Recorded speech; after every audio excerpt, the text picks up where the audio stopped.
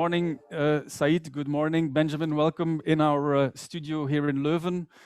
First, let me both introduce yourselves. Benjamin De Bruyn is a long-time professional working in multiple roles throughout the energy industry, in engineering companies. He's also a researcher nowadays with specific expertise regarding conflicts in energy performance contracts.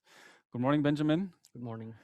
Then we have Saïd El Khadraoui, former member of European Parliament, also part of the internal think tank of the European Commission, working on a variety of energy-related topics.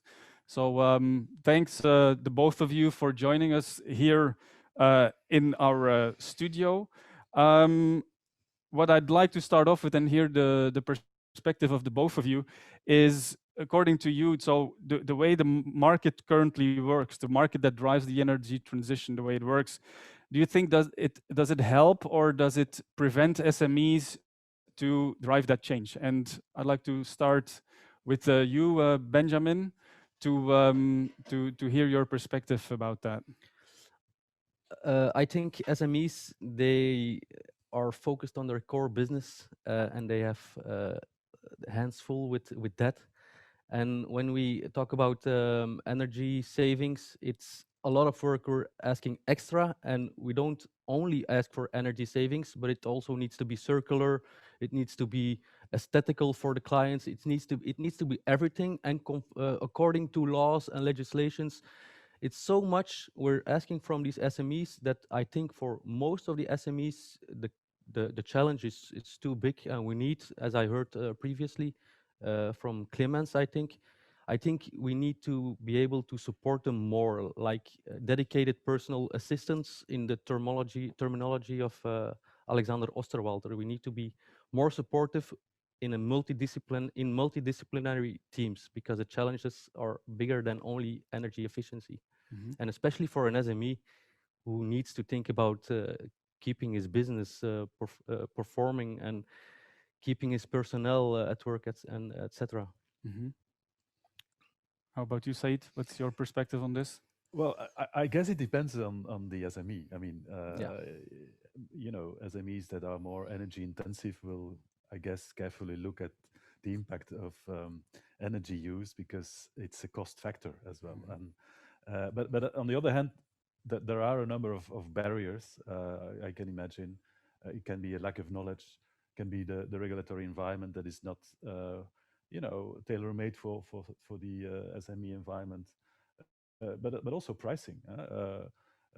As we all know, external costs are not fully priced, meaning that we don't really pay the cost of energy and the negative externalities of energy. But I guess that in the environment we're in now, this will change quite rapidly. We have the European Green Deal agenda at the European level. Luckily, with the Biden administration, we can expect this to be supported also in the US. China announced it wants to be climate neutral by 2060, Japan by 2050. And so all this policy environment will actually push for more ambition in many ways. It can be, the regulatory environment that will change, but also indirectly pricing due to tougher ETS regulations, higher carbon prices, and so on and so on. And so this will, make everybody, including SMEs and those who manage SMEs, think about, okay, what does it mean for me? But I fully agree, it's not only about the energy emissions, it's about a broader kind of attempt to transform the economy and society and make it more sustainable. So I think we need to integrate other issues such as the value chains and other sustainability issues as well. It's about resource efficiency more broadly. Energy is a crucial part of that. Yeah, I want to circle back to the current state of the market, because you have a variety of actors. You have auditors, you have engineering companies, you have ESCOs who all play a particular role in that market. And I'd like to ask, and maybe that's a question for you, Benjamin, because you have a lot of practical experience in that market. How does that value chain operate today? Are there any frictions? Are there things that we can improve there? I think in the landscape of energy services, with the public sector and the private sector trying to work together, there's a lot of conflicts, and in my opinion, there doesn't seem to be a bigger plan. The puzzle doesn't match, but it's bits and pieces conflicting with each other. Like for instance, you have the fact that we're in a developing market, we're developing innovation, a lot of funding to develop innovation as we are doing now. This innovation gets built up in the private sector, and then there's a public sector trying to get this intellectual property from these private partners. So there's this constant conflict of having innovation and having developed it, invested in it, but trying to get the return on it, while governments are trying to get this knowledge, which they funded, on the market and get the market growing. But there's there's a competition even between public sector and the private sector. They're working in the same field, and also these, in Belgium at least, these public instances, they often need to be self-sufficient. So they are really managed as companies, having to have at least a break even in the end of the month. It's not helping the market, I think. You also have strange things like try to explain to an SME how it is possible that a distributor of the energy network also has, by law, the responsibility to help customers with energy savings. They sell energy, and same time they need to save energy. It's a conflict in one organization. So And how is this credible to the clients? so the market and the actors, that they don't have an integrated value chain yet, and there's friction that can be solved to move things forward. That's clear. Now, as you indicated, there's often sometimes some conflicts that can happen. You are, let's say, in the front lines of the conflicts, if I can call it like that, because you see the issues that arise with these SMEs, which they experience. Can you shed some light on that particular aspect, and maybe give some examples of what are the most important conflicts that happen in these types of contracts? Especially for SMEs, I think we are talking mostly emotional issues. For EPC, it is really typical to have an extensive contract where all what ifs and buts are covered, or should be covered. In the private sector, it's more true than in the no, it's less true than the public sector, because public sector is more transparent. Private sector, the contracts are more shielded, and everyone has his own recipe. But yeah, I've lost my thread there. But don't worry. Can you give some concrete examples yeah, of issues that occur? there's when you have, for example, a no cure no pay method, which is also some sort of EPC. There have been cases from even companies I've worked with where the customer, once the guarantee is delivered, the savings are done, the customer just says, no, I don't want to pay. I have seen cases like this. No, because I have also turned off the light when I left the room. It's an emotional thing. It's very important to identify these barriers, because with the higher ambitions, we will also review at EU level the regulatory framework. So, as you know, the European Commission set the bar higher for 2030, so from minus 40% compared to 1990 to minus 55. There's still no formal decision. This is going to happen very soon. But this implies that, of course, we need to find ways also to change the mechanics to get there. And this means also changing the energy regulations and mobility regulations and so on, the ETS emission trading scheme, to give it an extra push. And I think new business models that address a number of split incentives, etc., will be crucial, really, to get there.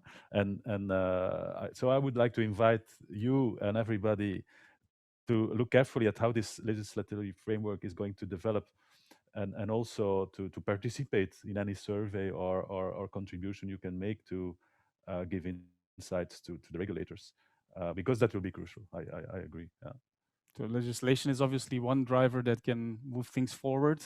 Um, Obviously, there's still some problems, but there's probably other ways that can be introduced to have that market move more smoothly. Like, for instance, SMEs cooperating together. Is that an avenue that could help to move things forward? I I, see s- Benjamin nodding. I believe in this model, you see already now that, for example, certain retailers are grouped into procurement cooperations to get more profit out of the scales when they work together. Um, that's one way, because also these are networks where they trust each other, and if someone from this network would say, hey, you should check or work with this contractor, they trust each other. There's the trust issue is covered within these networks of the SMEs. As a stranger, it's difficult to sell something like this. But also, you could have the local energy communities. I believe in those to create more a culture of participation, but also to make the challenge we face, to make it more fun and attractive, and doing it together. And it's after hours that we solve problems, and making it more fun instead of making it a big risk and a Yeah, challenge. but I agree. I mean, I think scale is important, not only to get better knowledge, because I can imagine a small company is not always aware of all the options and instruments that can help them. And by working together, you can also pool maybe talent and skills, but also have better access to the market. And by the way, I think it goes beyond SMEs working together. I firmly believe in a new type of governance where, I mean, this transition will only happen if all stakeholders at all levels kind of think together, work together. Everybody has its own role. But you see, for instance, in Leuven, we know very well. I haven't heard the discussion before, but I think they have a nice governance model, bringing in expertise from private sector, university, city, and try to basically change things on the ground. But also for investors. I mean, there are many investors that are interested in sustainable investments, but Absolutely. they need the scale. They need aggregation of Yes. projects so that they can, put their money into project and to scale up things. And so that's another dimension I think we need to look into. So basically clustering funding opportunities to have, let's say, larger investment sums to be Yeah, available to investors to drive that transformation. exactly. The same applies to cities. They also need maybe to work together with other cities to develop district renovation projects together. Mhm. Yes. And by scaling, they get access to other types of financiers Yeah. and investors. Can you mentioned a new type of governance model, right? Is that something you have something more concrete to share that you have in mind, or? Well, no, I mean, it's just a trend that I see that increasingly people realize that this energy transition is actually a very systemic thing. Absolutely. There's no silver bullet. There's no one single entity that can solve the issues. Somehow the puzzle needs to be made by many actors. And so it makes a lot of sense to reflect together with all these actors about the policy options, about the way forward. And I see increasingly at all levels, also at European level, that you need to have this bottom-up approach, Mhm. Yes. that you need to you know speak with people on the ground to understand what's the impact of some decisions and how by cooperating you can achieve something. Yeah. We've touched upon business models already a bit earlier. Are there specific new business models that come into mind, or that you have seen examples in the market that you find to be innovative with engineering companies, ESCOs, auditors, other actors? Are there any specific examples that you have seen? Uh, Not something that comes into mind directly, but maybe to continue on what you said, the new model where the governments work together more closely with the field. You have this. It's very recently they've hired area managers or area directors in the Flemish Department of Environment, Omgeving from Zoal-de-Meer. I think it's really interesting what they're doing there in a different field. I think we need, or we could use that approach also as a model in our field for energy efficiency. The area manager, he catches everyone he needs, all the stakeholders. He goes and does the negotiations. He's the manager who takes the process by the hand. And I think we need instances like this from the government who take the customers by the hand collectively or SME by SME. I think that will be difficult, but who are closer by with more a relationship of trust with the SMEs and can guide them through the whole process, because it's not just asking quotes and buying the equipment and done. It's much more difficult. So I think we need a dedicated personal assistance, but multidisciplinary teams, because the challenge is too big for only one person for the whole challenge. Yes, makes sense. Um, well, continuing on that, actually, now the actors today, like auditors, engineering companies, they really tackle the question from a technical perspective and from a energy efficiency perspective. Isn't there some case to be made that also these actors, also even ESCOs, have to broaden the scope from the technical financial perspective into a more holistic perspective in which benefits are brought with their particular activities, like the non-financial benefits that are offered has been discussed before towards team, towards clients. Is that something that these actors could integrate in their activities? I think it's necessary because there's a Dr. Catherine Koreman from University of Geneva who did a PhD on this, how to sell innovative energy services. Her conclusion was we won't sell energy services because there's more important things to occupy ourselves with as an SME. So conclusion was we have to make this energy efficiency thing, we have to make it a strategic item for the SMEs. When does something become strategic? When it impacts the value proposition. So if you're a baker, you make bread, the bread needs to be more tasty. You have costs and you have risks. If you impact those three, you have something with a competitive, the you have something, a service that can create a competitive advantage, and then you are selling something strategic. But Mhm. I'm afraid this is theory for SMEs. I think most of the SMEs, yeah, we are rationalizing and things very deep and creating intellectual models, while in my opinion I think the biggest barrier is emotional, loss of control, taking risks, change of habits. It's That's I think the most important barriers for SMEs, emotional Deeper ones. root, yes. You wanted to add something, Said? I Or know.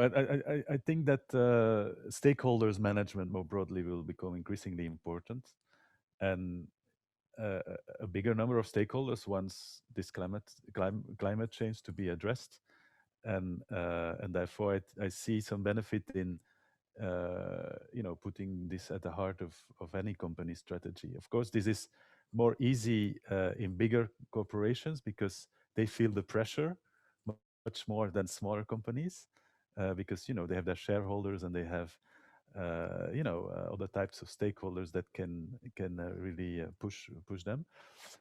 But I think that it also becomes increasingly a business case. Huh? It makes a lot of sense to reflect about these topics and to do the right investment decisions and so on. Over time, I think the pressure will grow. Huh? So I'm quite confident that we're moving towards the right direction. But we discussed there are a number of barriers that needs to be addressed as well. still some work to be done, of course. You mentioned the funding part. And obviously you have a good view on the EU level what has been created and prepared to facilitate that green transition. Can you share your perspective on and give more details on the current funding mechanisms that are out there to drive the green transition, the energy transition? Well, actually, we just discussed the new budget, the multi-annual framework for the next 7 years. We're almost there. There is an agreement between Parliament and Council, but there are still some issues with Hungary and Poland to solve. But it implies, for instance, that 30% of the EU budget, which is 1,000 billions of euros over these 7 years, will have to be dedicated to climate compatible projects, investments, and so on. So, and when it comes to research, it's even higher. But on top of that, we have the recovery funds, 750 billion euros that will be given to the member states to accelerate basically the transition to a green digital society. And for instance, I think it's about 37% needs to go to greening the economy, 20% to digitize the economy. So a lot of these funds will be made available in the next few years. But that's public money at EU level, sometimes, of course, spent by member states or by regions or by cities. But then, of course, we have also public-private projects. The Yes. European Investment Bank got a clear mandate to transform itself into a climate bank. And so many of its activities will actually be linked to this transition. I think at least 50% of their loans need to go to climate projects, basically. So this means that they can help de-risking projects, guaranteeing projects, and therefore also stimulate private investments to come in. And then, of course, you have the private investments as such. And also there we see many developments in what we call sustainable finance. It's actually about rethinking the financial system, making sure that money goes towards the green transition and the climate transition. And so we expect actually very soon a new strategy by the Commission on this with a number of new proposals. But what is at the core of today's work is the development of a taxonomy, which is a kind of a list of activities that are green to help actually the market to understand what is green, what is not green, to avoid greenwashing, and so on. And from there, you will see a lot of other developments. Rating agencies looking at that taxonomy to define how a company is performing. They will also look at type of investment instruments to call them or label them green or not green, and so on. And I think this will create a dynamic in the market, develop new type of instruments, be it debt instruments or equity instruments. I mean, for debt, of course, we have the green bonds that are growing very fast. This may be not the right instrument for SMEs, but you also have also have green loans that are coming up. These are smaller loans, but also identified as green with a number of conditions, but that gives also visibility. And I think also there, a lot of investors are interested in giving loans or invest in bonds that have a green label. And then on the equity side, of course, many more investors will look into what type of investments. I as an investor, I'm going to invest in. I want to invest in something sustainable for the long term. And one element that I should mention in this regard is that also central banks will increasingly look at risks that are today a little bit invisible, the climate risks and other sustainability risks, but that are real risks and that have a price. And they will try to find ways to make this visible. If that's the case, if this becomes the case, of course, investors will shift. So that is on the agenda. But there are many more things I can mention that is crucial. It's interesting to learn more about the concrete solutions. So what I hear you say is that on the, let's say, the general financial system, a larger transformation is on its way, Yeah. and that there are opportunities for SMEs, individual SMEs as well, to actually move into that, let's say, more sustainable space to Yeah. finance that transition. Exactly. I mean, for instance, if the central banks and the regulators are starting to uh, include the green dimension into, for instance, the capital requirements of banks, that would mean that it would become cheaper to give a loan to green projects and investments than to brown ones. Um, if that's the case, banks will be incentivized to Of course. give, to prefer to give loans to those companies that are, doing this type of investments, and less to the other ones. So there's a kind of indirect way to trigger, let's say, this market. And this is a debate that is ongoing. We know that the European Central Bank is today looking into this climate dimension. Um, and I expect in the course of 2021 a number of proposals in this regard. And if that's the case, for instance, green mortgages could be developed, meaning but also for individuals. But I think the same could apply to companies who are investing um, in energy efficiency, for instance, will get a lower interest rate, for instance. Also because they are less risky, because they know that people who invest in more efficient houses or company that invest in more efficient, business environments, uh, actually are more reliable partners. The chance of becoming bankrupt is actually lower. Lower, of course. So it's not only because you want to support green; it's also because it makes a lot of sense. It's less risky, so it's cheaper. It aligns with a sustainable business model Yeah. of course, Because what we see is the performance of sustainable companies is actually becoming better than the average, because typically these companies think also more strategically and more long term, and implement also a wider range of measures that make sense in the longer term. yeah. I see the clock is already almost at 12. So I would like to thank Said and Benjamin for joining us this morning. I found it to be an interesting mix between the need for, let's say, emotional care towards the SMEs or within the SMEs on the one hand, having a structural change through our financial system on the other hand, and a business incentive, a true business incentive for those SMEs to focus on that green transition.